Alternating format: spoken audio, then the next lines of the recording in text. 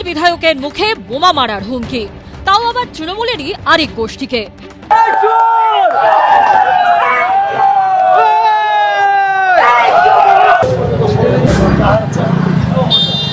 গোষ্ঠীকন্দল সামলাতে কি এবার ময়দানে নামতে হলো খোদ মমতা বন্দ্যোপাধ্যায়কে?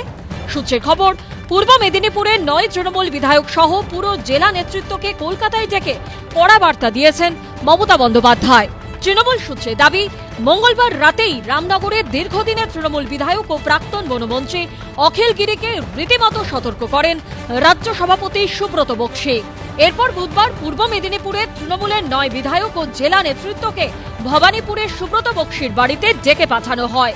সূত্রের খবর, সেখানে ফোন মারফত তৃণমূল নেত্রী বলেন, গোষ্ঠীদ্বন্দ্ব কোনোভাবেই বরদাস্ত করা হবে না, দল করতে গেলে একসঙ্গে চলতে হবে, এমন কিছু করা যাবে না যাতে দলকে বিড়ম্বনায় পড়তে হয়। থেকে বড় কথা হলো, যে বোমাটা মারবেন বলেছিল, বোমাগুলো কি হবে? ওই বোমাগুলো কোথায় ফাটাবে? বোমা তো তৈরি ছিল, মন্ত্রী মোটরসাইকেলে চেপে পালিয়ে গেল বোমার হুমকি দিয়ে। আসল বিষয়টা কি? আসল বিষয় হচ্ছে 400-500 কোটি টাকার একটা বড় ফান্ড, সেটাকে কে ব্যবহার করবে, কে তছরূপ করবে, তার জন্য প্রতিযোগিতা। উল্লেখ্য, কাঁথি সমবায় ব্যাংকের ডিরেক্টর নির্বাচন ঘিরে চরমে উঠেছে তৃণমূল বনাম তৃণমূলের দ্বন্দ্ব। 108 আসনের কাঁথি সমবায় ব্যাংকে 101টি আসন পেয়ে জিতেছেন তৃণমূল সমর্থিত প্রার্থীরা। তাদের মধ্য থেকেই 15 জন বসবেন ডিরেক্টর পদে। কিন্তু ডিরেক্টর নির্বাচন কিভাবে হবে, সেই নিয়ে তৃণমূলের অন্দরে তৈরি হয়েছে মতানৈক্য। সূত্রের খবর, এই পরিস্থিতিতে বুধবার ভবানীপুরে সুব্রত বক্সীর বাড়ির বৈঠকে উপস্থিত ছিলেন উত্তম বারিক ও অখিল গিরি, 2 তৃণমূল বিধায়কই। সূত্রের খবর, সুব্রত বক্সীকে উত্তম বারিক বলেন, 15 জনের যে ডিরেক্টরের তালিকা, তাতে 3টে নামে তার আপত্তি রয়েছে। 3টে নাম পরিবর্তন করা হলে তার আর কোনো সমস্যা নেই। সূত্রের দাবি, তখনই তৃণমূল নেত্রীকে ফোনে ধরা হয়। তিনি বলেন, প্রথম যে প্যানেল দেওয়া হয়েছে তাই রাখতে হবে, বাকি যারা মনোনয়ন দিয়েছেন তাদের অবিলম্বে প্রত্যাহার করতে হবে। সূত্রের খবর, তখন তৃণমূল বিধায়ক উত্তম বারিক বলেন, আপনার কথা মতোই সব হবে।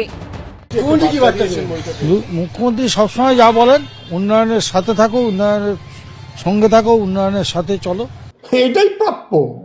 যারা হাতে মাথা কেটেছেন, ক্ষমতা দেখিয়েছেন, তারা নিজেদের বাহিনীর কাছে তারা খাবেন। পশ্চিমবাংলার রাজনীতির সংস্কৃতিটাকে নষ্ট করে দিচ্ছে।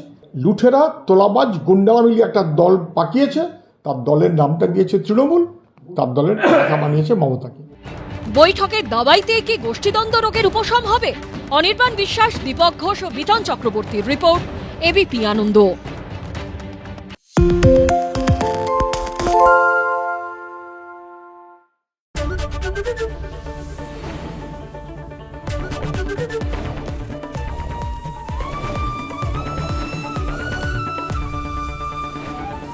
এবিপি আনন্দ, এগিয়ে থাকে, এগিয়ে রাখে।